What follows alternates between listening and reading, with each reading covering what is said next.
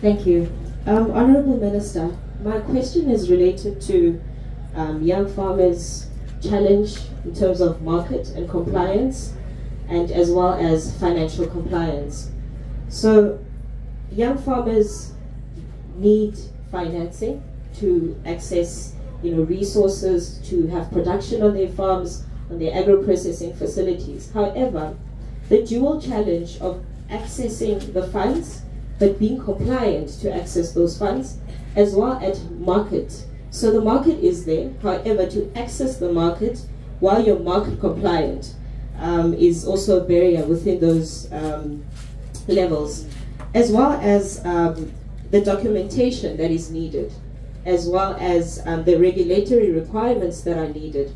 Is there a way, or how can the department further assist young people to tap into those resources to get that sort of assistance when it comes to compliance?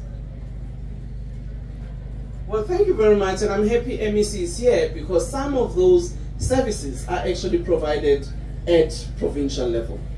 And if I were to just digress a little bit, one colleague of mine decided to venture on farming. He's on livestock, so he bought cattle. Now he wanted to sell 100 of his young bulls this weekend. Then he can't sell it. And the reason he can't sell it, he hadn't branded it. So he calls me, kind of furious. Togo, I want to sell my cattle and I'm told I can't sell because there's branding. I said, yes, how do we know whether that's your cattle?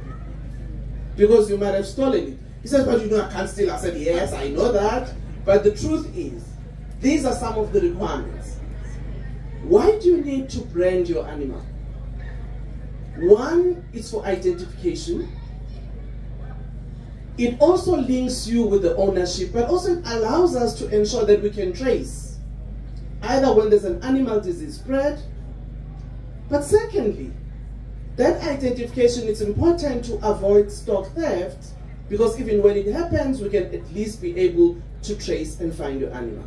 So it's an important, but it might look very minute as a compliance issue, which are on the livestock industry. For instance, people will say, no, I'm going to take my lobola, to the other province. And then we stop you, or the police stop you and ask for a permit. And you say, no, but it's cows for lobola. No, that's value, that's an asset, but we need to know whether, one, it doesn't carry any disease, the animal you're carrying. Secondly, having you not stolen it. So that process, so that when you move your animal from one point to the other, you need documentation, a little bit of a history of an animal, so that we can be able to ensure that we do not spread diseases in that way.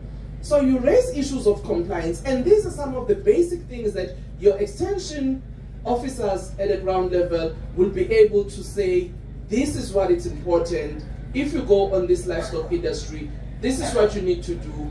At this time you need to vaccinate, at this time you need to deworm, at this time you need to do this so that your animal is healthy.